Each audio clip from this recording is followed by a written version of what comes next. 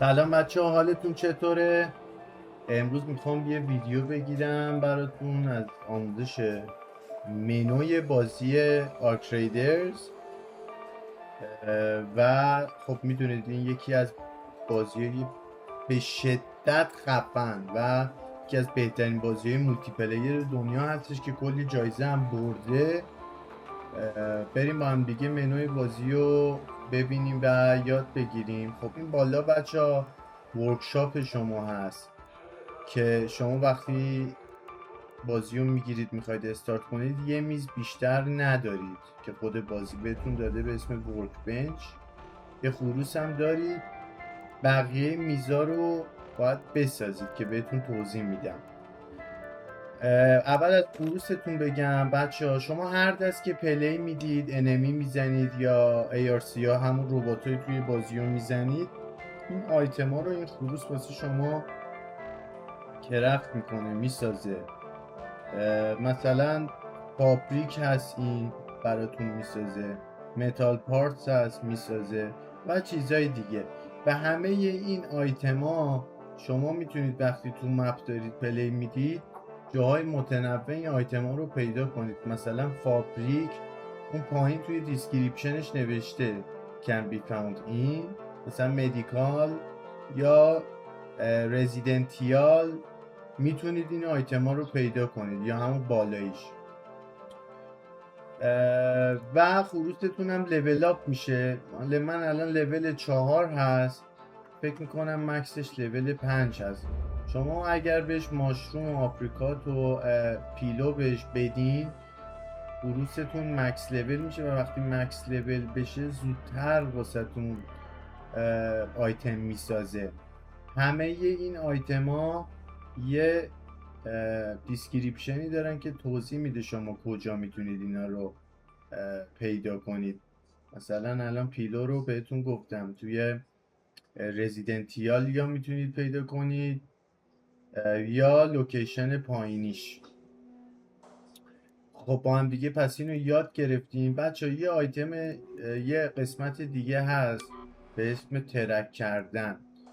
شما هر آیتمی رو که میخوای لازم نیست عکس بگیرید حفظ کنید یا حالا هر چیز دیگه. شما وقتی ترک میکنید این آیتم ها اگه به چشمتون بخوره خود بازی به شما نشون میده که شما این آیتم ها رو میخواید، که یه علامت مثل یه چشم بالای آیتمتون میاد که شما این آیتم رو احتیاج دارید. پس ترک کردن رو با هم دیگه یاد گرفتیم، لول اپ خروس رو یاد گرفتیم و آیتم ها رو کجا میتونیدم پیدا کنید یاد گرفتیم. این میز بازیتون هست که اولین میزی هستش که شما میتونید از این میز استفاده کنید. یه سری گان هست که شما میتونید بسازید. تیرای مخصوص گاناتون هست. مثلا این گان اسمش فرو 1 هست، زده امو تایپش هیوی اماه. این تیر هیوی امو هست، یعنی مخصوص گان فرو هست. ARC آرمورش هم بچه نوشته گان استرانگ، گان خیلی قویه، هم مخصوص روبات هاست همون ARC ها، یا میتونیدم برای انمی استفاده کنید، خیلی دمیجش بالاست. و مثلا این گان استیچر هست، تیرش لایت میخوره. کتل هست، تیرش لایت میخوره. و اینم لایت شیلدتون هستش که روی کرکترتون پیاده میشه. بگتون هستش که 18 تا آیتم جا میگیره. 4 تا جای آیتم های مثل بانداژ و گرینید و شیلد ریچارجر هست. ببینید این بچه ها شیلد ریچارجر شما هست. شما وقتی شیلدتون میپره با این شیلد ریچارجر میتونید شیلدتون رو شارژ بکنید. و خب من الان ندارم که بسازم. ARC پاور سل میخواد که من بعد از روباتای توی بازی رو بزنم. یه باتریه که شکلش همینجا هست. این ARC پاور سل رو برمیدارم میارم که دارم، میام اینجا کرفت میکنم و میسازمش. بقیه میزا بچه ها جز میز اول باید شما مکس کنید میزتون رو که لولش 3 هست، بیشتر از لول 3 نیست، جز میز اول که لول اپ میزم بهتون من الان توضیح دادم. بعد مثلا بسشن بزنم. من اینجا یه جور رباته که 6 تا آیتم اپیک داره، من باید ازش بگیرم تا بتونم میزم رو مکس کنم. و میزا متنوع است. این میز خود بازیه، این میز واسه تون شیل اپیک و مدیوم و لایت شیلد میسازه و همینطور بگای مختلف. مثلا این بگ 18 تا آیتم داره، 2 تا جای فرک داره جدا از اون 4 تا بانداژ و فرکی که میتونید داخلش بذارید. یه دونه هم سیف پاکت داره. کیف گیرین هم بچه‌ها یه دونه سیف پاکت داره. اینم که هیوی شیلدتونه، قوی ترین شیلد بازی هست. بگارم بهتون یاد دادم، شیلدارم توضیح دادم. اینم که گاناتون هست و برلای متنوعی که میتونید داخلش بندازید. اینم بچه خورده آیتمایی هستش که شما میتونید بسازید از این آیتم ها و باهاش گانتون آپدیت کنید، ریپیر کنید، که اونا رو من بهتون بخش استش توضیح میدم. اینم بچه ها قسمت میز فرگاتون هست. فرگ میسازید. این میز حالا مکس لول 3 هست. اینم که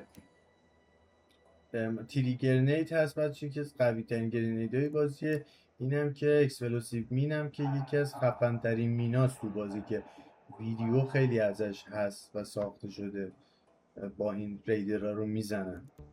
و اینم که مربوط به بانداژاتون هست و آدرنالین شات هست بچه ها. چون شما شروع میکنید همیشه باید اولش 5 تا از اینا بسازید و بیارید تو بازی، چون استامیناتون ضعیفه بزنید که سریع استامیناتون پر بشه. و میز آخرم که هشکی هست بچه ها. این یه سری درای مخفی هست توی بازی واسه اکسترکتوری پیوی هست که فقط مخصوص کسایی هستن که این کلیدو دارید شما میزنید سریع بازی رو اکسترکت میکنید. اینم که دور بلاکر در قفل میکنید. با اینم که زیپلاینه. اینا زیاد به درد نمیخوره، بیشتر لایت استیک مثل منور میمونه اگه اشتباه نکنم اسمشو درست گفته باشم. اینم که شما باید لول اپش کنید. من 2 تا لیپر بزنم یه جور رباته که این آیتم ها رو من گرفتم. خب این بخش رو بچه بهتون توضیح دادم. میرسیم به قسمت ریدرمون. بچه اینجا اسکیلاتون هست. ببینید شما وقتی شروع میکنید بازی رو تا لول 75 بیشتر نمیتونید بیاید. من بیشتر از شما لولم آپ میشه به خاطر اینکه یه بار اکسپدیشن کردم. به بخش اکسپدیشن هم برسیم بهتون توضیح میدم. اصلا ناراحت این موضوع نباشید و هر سوالی هم داشتید بپرسید، من حتما بهتون میگم. بچه این اسکیل موبیلیتیتون هست، مربوط به سرعت و استامینای کرکترتونه. اینم کاندیدیتینگ هست بچه ها، مربوط به تبرتون و قدرت های ذهنیتونه. سورویوال هم که مربوط به هیل کرکترتون هست. شما خودتون باید مثلا بخونید ببینید میخواید اول موبیلیتی رو که 100% باید برید، ولی چون نمیتونیم همه رو کامل کنیم من پیشنهاد میدم موبیلیتی رو اوکی کنید، یه خورده از سورویوال پر کنید، یه خورده هم از کاندیدیتینگ. و گزینه بعدی کاستومایزیشن هست بچه ها. اسکین کرکترتون هست این قسمت، لباسایی که از شاپ بازی خریدید یا بتل پس بازی. البته بتل پس نمیشه بود، یه چیزی مثل بتل پس بهتون میده و اینجا میتونید ادیت کنید لباستون و ماسکتون و رنگای مختلفی بذارید. و گزینه بعدیش مال بگتون هست، میتونید کیفای متنوع بذارید. پایینیش چارمه، این پایینیش هم چارمه. اینم اسکینای تبرتون هست. اینم که بچه ها ایموتای بازیتونه، یعنی با انمی بخواید ارتباط بگیرید، فان بازی در بیارید یا یکی رو کشتید داون شده جلو شکلک در بیارید. اسکرپی هم که اسکینای خروستونه. این بالا اپیرنس هم بچه ها فیس کرکترتونه، میتونید موهاشو ادیت کنید، میتونید ریش و سیبیل بذارید نذارید. مثلا فیسش رو میتونید مثلا ادیت کنید به این صورت. حالا من با این حال میکنم با این دوتا. و اینم که بادی تایپتونه، میخواید کرکترتون خانم باشه مثلا فیزیک بدنش یا نباشه، زیاد هم هیچ فرقی نمیکنه. فکر نکنید مثلا شما کرکترتون خانوم بردارید فیزیک خانوم رو داشته باشید سرعتتون بیشتر میشه. این بازی فرق میکنه با بقیه بازی ها. قسمت تریالز بازی هست بچه ها. اینجا یه سری چالش هست، مثلا میگه سرچ کار کنی بهت ریوارد میده بازی، یه سری باکس ها میده، هر چیزی هم ممکنه توش باشه، گان باشه، آیتم اپیک باشه. ولی خب این مشخصه دیگه، این به شما ممکنه یا گان سبز بده یا آیتم سبز بده، یا بغلیش هم به همین صورت ممکنه گان اپیک بده، آیتم اپیک بده، یا گان آبی بده، آیتم آبی بده. همشون هم همینه، خیلی هم راحته. مثلا میگه شما دستروی کنی ARC رو با بولت بک پر میشه به ریوارد میده. اینم که لیدر بورد هست، حالا الان به من نشون نمیده. لیدر بورد رنک خودتون رو نشون میده. اینم که روکی 1 2 3 و همینجوری میاد بالا تا آخرش لجند میشید. هاتشات هم که هست. وقتی برسید به اینا بچه این آیتما رو بهتون میده، این پایینش اسکین میده، ایموت میده بهتون. و قسمت بعدی پروژکت هست، اکسپدیشن هم بهش رسیدیم. اینجا تروفی دیسپلیتون هستش که یه سری آیتما تو بازی اگه اینا رو پیدا کنید بگیرید بدید به این قسمت پروژکتتون، این آیتما رو بهتون میده. ویتا اسپری بهتون میده که سریع هیلتون رو پر میکنه. پلاک بهتون میده بچه ها، با این مثلا جلوی ایارسی های خیلی قوی میگیری باعث میشه نمیشه بهتون، یعنی شلیک نمیشه. این هم که بچه ها ریدر توکنز، توکن ها رو هم اینجا بهتون توضیح بدم. این توکن ریدر توکن زرده ها همون دلاریه که شما شارژ میکنید. این یکی آبیا مربوط به کوینای داخل مثل بتل پس بازی از حالا برسیم بهش میگم که با پلی کردن و مچ و بازی کردن اینو به دست میارید. اینم که یه آیتم بفروشید کوینز خود بازی رو بهتون میده که بتونید از شاپ خرید کنید. و این قسمت هم که توضیح دادم به شما. و قسمت اکسپدیشن بچه ها، شما وقتی که میزاتون مکس همه چی رو به دست آوردید و اینا شروع میکنید به ساختن این سفینه. این آیتم هایی که میخواد رو میدید بهش و 21 روز دیگه هم اکسپدیشن. این اکسپدیشن ها بچه ها هر سیزن مزایای خاص خودش رو داره. مثلا شما یه بار اکسپدیشن میکنید استش بیشتری بهتون میده، اسکیل بیشتری میگیرید و کرکترتون لول میشه. ولی ایرادی که داره هر چی که جمع کردید، هر چی که به دست آوردید همه رو باید بدید بره، همه رو. یعنی یعنی انگار تازه بازی رو استارت کردین. اینم بخش اکسپدیشن. و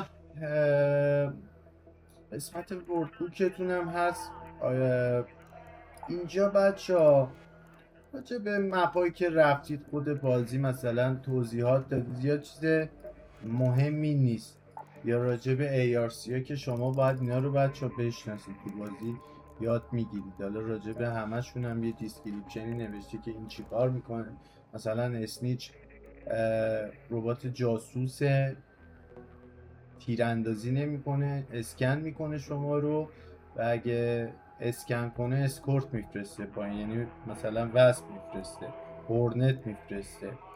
این وصل مثل دوشکو تیراندازی میکنه بهتون، هورنت برق میزنه بهتون.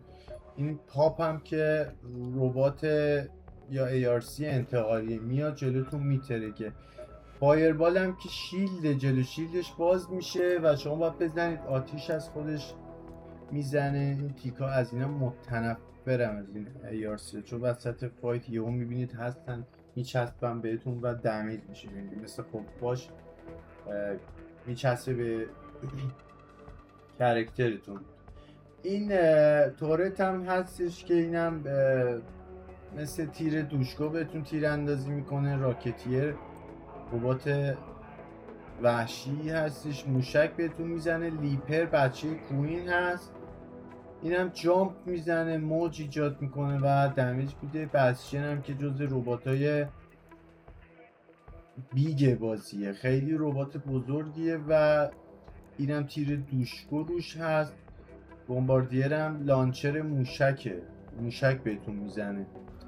اسپاتر هم بچه اینا با استیچ اشتباه نگیریدشون چون اینا مثل حکم رادار رو دارن، شما ردیابی میکنن، این هر جا باشه اینا هم باشن ببیننتون موشک بهتون میزنه حتی اگه دور باشید از این.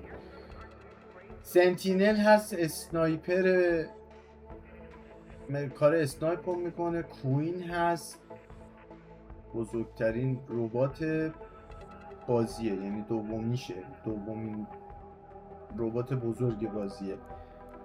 و بعدیش هم که میبینید این از کوین بزرگتره، زدنش هم سخت‌تره. شریدر هست، کومت هست، فایرفلای هست. اینم با این توربین ARC توربین دوتا جدید اومدن. ویپوریزر، اینم بچه لیزر آتیشیه، اینم که برق میزنه و مین پخش میکنه و فایرفلای هم که از اسمش مشخصه آتیش میزنه. این کومت هم که همون مثل ARC انتقالیه ولی این خیلی دمیج میده، این اصلا میترکونه آدم. و این قسمت هم که تموم شد، قسمت تریدر بازی بچه ها. اینجا استور بازی هست، میتونید شما خرید کنید و اینم این قسمت این تازه اومده و شما مثلا یه 100 کا پول میدی اسنپ هوک بهت میده یا بهش وسایل میدی بهت اسنپ هوک میده. و این قسمت بچه کوست دارید، شما کوست های بازی رو انجام میدید، این آیتم ها رو میگیرید از گیم. قسمت دکس هست بچه، این هم قسمتیه که بهتون گفتم مثل بتل پس میمونه. شما بازی میکنید، این کرید آبیا، توکن آبیا رو میگیرید و میاید این اسکین و مثلا این چارم و این باکس و یه خوبی که داره مثلا این ریدر توکن بهتون میده، همین انگار بهتون دلار میده. همه رو مکس میکنید تا الان 3 تا اومده. استور بازی هم هست که مربوط به خریدنتونه، خرید دلاری میزنید اسکین میگیرید، مثلا آف هم خوب میزنه ولی خب نیاز نیست، عشقیه، بخواید میتونید بگیرید، رنگ لباستون عوض میکنید. و قسمت آخر بچه ها قسمت استشتون هست که شما اینجا که بگ اپیک میسازید، یه شیلد میذارید،